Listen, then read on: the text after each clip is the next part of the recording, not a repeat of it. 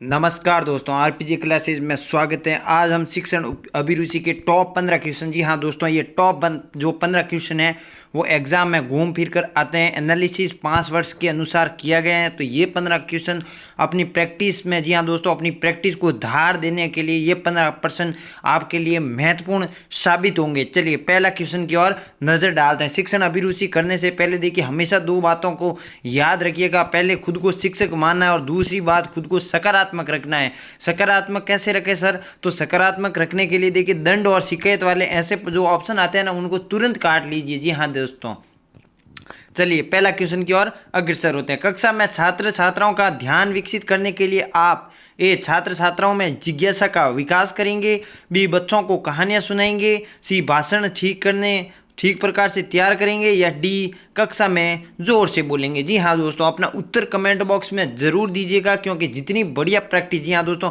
जितनी आपकी शिक्षण अभिरुचि का मूल मंत्र यही है कि जितनी ज़्यादा प्रैक्टिस उतने बेहतर नंबर आपको मिलेंगे। जी हाँ दोस्तों, इसका राइट आंसर देने की कोशिश कीजिएगा। जी हाँ दोस्तों, इसका राइट आंसर है छात्र छात्राओं में जिज्ञासा का विकास करेंगे। जी हाँ दोस्तों, जब छात्र और छात्रा में जिज्ञासा उत्पन्न होगी तो ही एक सफल अधिगम होगा। जी हाँ दोस्तों, चलिए दूसरा क्वेश्चन की ओर चलते हैं। कक्षा में सृजनात्मक चिंतन के विकास हेतु शिक्षक को चाहिए कि वह कक्षा में उक्त वातावरण रखे, ब छात्रों को नियंत्रित रखे, सी उन्हें परंपराओं से न हटने दे, या डी कदम कदम पर उनको सही दिशा प्रदान करें। जी हाँ दोस्तों, सही दिशा प्रदान करें। चलिए इसका राइट आंसर जी हाँ डी होगा, कदम कदम पर उनको सही दिशा। जी हाँ दोस्तों, छात्र अगर गलत संगति में जा रहे हैं तो शिक्षक को एक सही जिम्मेदारी, एक कर्तव्य के तौर पर जो है जो छात्र गलत संगति में जा रहे हैं उसको सही दिशा में लाना, वो एक शिक्षक का दायित्व है। चलिए तीसरा क्वेश्चन आपके समक्ष। आप विद्यालय में छात्रों में सहयोग की भावना विकसित करने के लिए क्या करेंगे? जी हाँ दोस्तों, आपसी सहयोग या टीम भावना के तहत क्या करेंगे?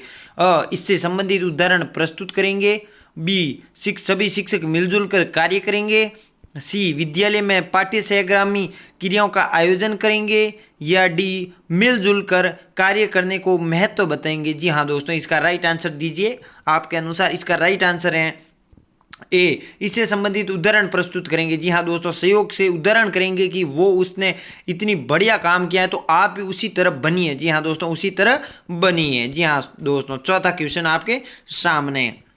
जो छात्र कक्षा में निरंतर प्रश्न पूछते हैं उन्हें दंडित किया जाना चाहिए, बी उन्हें कक्षा में वाद विवाद में भाग लेकर प्रोत्साहित किया जाना चाहिए, सी उन्हें लगातार प्रश्न पूछने के लिए प्रोत्साहित या इंप्रेशन जो है वो किया जाना चाहिए, या डी प्रश्नों का उत्तर स्वयं ढूंढने के लिए प्रोत्साहित किया जाना चाहिए। जी हाँ दोस्तों, कोशिश कीजिए, प्रैक्टिस कीजिए। जी हाँ दोस्तों, इसका राइट आंसर क्या होगा आपके दृष्टिकोण से?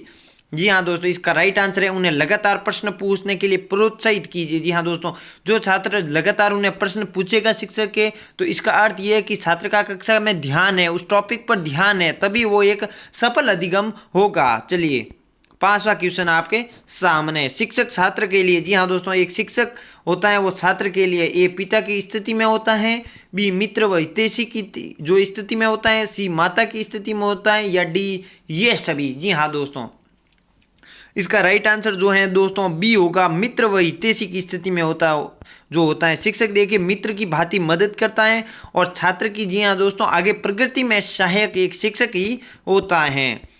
चलिए छठा क्वेश्चन आपके बीच। छात्रों को अपनी मातृभाषा, जी हाँ दोस्तों, जो उसकी मातृभाषा होती है उसके ज्ञान में वृद्धि हेतु क्या सुझाव संभव है? ए घर तथा विद्यालय में मातृभाषा का प्रयोग करना चाहिए, बी केवल मातृभाषा की पुस्तकों का प्रयोग करें, या सी मातृभाषा के जो प्रयोग के बीच में अन्य भाषाओं का भी प्रयोग करना चाहिए, या डी उपरोक्त सभी सुझाव सभी आवश्यक हैं। चलिए जी हाँ दोस्तों, इसका राइट आंसर दीजिए।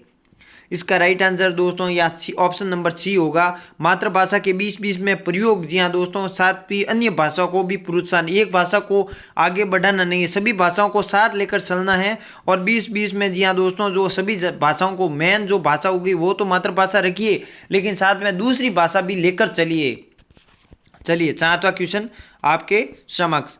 छात्रों में बड़ों के प्रति, जी हाँ दोस्तों, बड़ों के प्रति आदर की भावना के विकास के लिए एक कक्षा में उपयुक्त उदाहरण देना चाहिए। बी, अभिभावकों को ये जिम्मेदारी स्वीकार करनी चाहिए। सी, आदर भाव के महत्व को बताना चाहिए। या डी, शिक्षक को स्वयं अपनों से बड़ों के प्रति आदर प्रदर्शित करना चाहिए। जी हाँ दोस्तों, बढ़िया क्वेश्चन, अच्छा क्वेश्चन। जी हाँ दोस्तों, इसका राइट आंसर है कक्षा में उपयुक्त तो उदाहरण देना चाहिए। जी हाँ दोस्तों, एक उदाहरण देना चाहिए कि अपने माता पिता का जो है आपको प्रणाम करना चाहिए, उनका आदर करना चाहिए, वो आपसे बड़े हैं, उस प्रकार से एक शिक्षक को उदाहरण देना चाहिए, तभी वो उदाहरण के माध्यम से छात्र उनको फॉलो करते हैं। चलिए 8वां क्वेश्चन आपके समक्ष।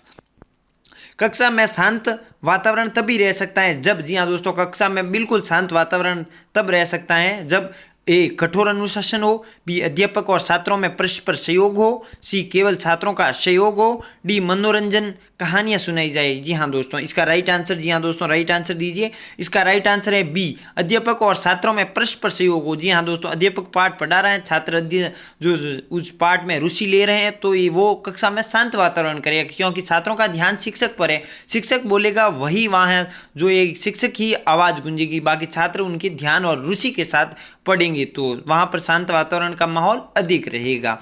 चलिए 9वां क्वेश्चन आपके 20।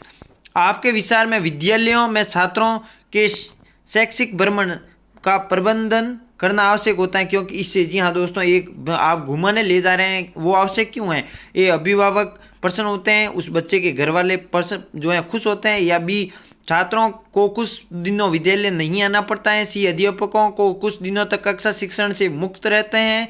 या डी, छात्रों को प्रत्यक्ष संपर्क से ज्ञान प्राप्त करने का अवसर मिलता है। जी हाँ दोस्तों, घूमने जाने के क्या क्या लाभ हैं? चलिए इसका राइट आंसर दीजिए दोस्तों। जी हाँ दोस्तों, 9वां क्वेश्चन है, इसका राइट आंसर दीजिए। इसका राइट आंसर आपका डी होगा, छात्रों के प्रत्यक्ष संपर्क। जी हाँ दोस्तों, प्रत्यक्ष संपर्क से ज्ञान प्राप्त करने का अवसर मिलेगा। छात्र को रुचि कौन सी पसंद है, नहीं है, उसके अकॉर्डिंग शिक्षक को उनके बारे में और जानकारी मिलती है। चलिए 10वां क्वेश्चन आपके सामने। आपके विचार में शिक्षा का उद्देश्य क्या होना चाहिए? जी हाँ दोस्तों, एक शिक्षक के तौर पर आपका उद्देश्य क्या होना चाहिए? ए, बालक में आत्मविश्वास पैदा करना। बी, बालक को बुराइयों से बचाना। सी, बालक को ज्ञान देना। या डी, ये सभी। जी हाँ दोस्तों, तो इसका राइट आंसर जो होगा डी, ये सभी। चलिए 11वां क्वेश्चन आपके समक्ष। ये थोड़ी सी जो है, चलिए 11वां क्वेश्चन।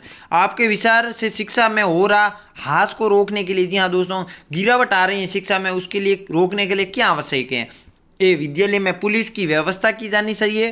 बी, विद्यालय में खेल की समुचित व्यवस्था की जानी चाहिए। सी, छात्र छात्राओं में गृह कार्य के प्रति अभिभावक को जागरूक करना चाहिए। या डी, अध्यापकों द्वारा नियमित कक्षा लगानी चाहिए। जी हाँ दोस्तों, इसका राइट आंसर, जी हाँ दोस्तों, डी होगा।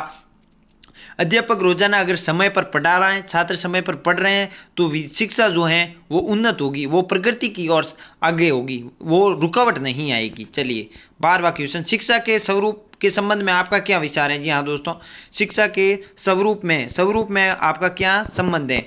ए, शिक्षा सभी को मिलनी चाहिए। बी, शिक्षा ऐसी हो जो व्यक्ति को आगे चलकर स्वावलंबी यानी खुद आत्मनिर्भर बनाए। या सी, शिक्षा ऐसी हो जो देश के सभी नागरिकों को एक सूत्र में बांध सके। या डी, ये सभी। जी हाँ दोस्तों, इसका राइट आंसर क्या होगा दोस्तों? 12वें क्वेश्चन का देखिए राइट आंसर दीजिए। 12वें क्वेश्चन का राइट आंसर डी, ये सभी होंगे। जी हाँ दोस्तों, ये सभी होंगे। चलिए 13वां क्वेश्चन आपके 20। यदि आपके घर वालों को आपका अध्यापक या अध्यापिका, या आप लड़के हो तो अध्यापक बनना पसंद नहीं है, तो आप क्या करेंगे? ए, अध्यापक या अध्यापिका या अध्यापक बनने का विचार छोड़ देंगे या देंगी। या बी, घर वालों को कोई परवाह नहीं करेंगे। सी, अध्यापन कार्य के पक्ष में दलील देंगे। डी, उनकी इच्छा अनुसार कोई दूसरा व्यवसाय चुन लेंगे। जी हाँ दोस्तों, इसका राइट आंसर है सी, अध्यापन के कार्य के पक्ष में दलील देंगे, घर वालों को समझाएंगे कि अध्यापक एक भावी पीढ़ी का निर्माण करता है, देश का निर्माण करता है। एक शिक्षक बहुत ही समाज में आदर्श पद पर होता है, तो मुझे यहाँ अध्यापन में जाना बहुत ही मेरी जो है लक्ष्य है, मेरा टारगेट है। जी हाँ दोस्तों, 14वां क्वेश्चन आपके सामने। भय और दंड का प्रभाव बच्चों को अनुशासनहीन, जी हाँ दोस्तों, अनुशासनहीन बना सकता है। क्या इस कथन से आप ए, पूर्ण सहमत हैं, व आंशिक रूप से थोड़े थोड़े सहमत हैं। या सी, अनिश्चित, ये कोई कथन सही नहीं है। या पूर्ण असहमत, ये कथन गलत है पूर्ण रूप से। चलिए इसका राइट आंसर ये पूर्ण रूप से। जी हाँ दोस्तों, पूर्ण रूप से। अगर आप शिक्षक डर और दंड दे रहा है लगातार बच्चों को, तो वो अनुशासनहीनता आती है उस बच्चों के प्रति, इसलिए ये गलत है। चलिए अंतिम क्वेश्चन आपके समक्ष।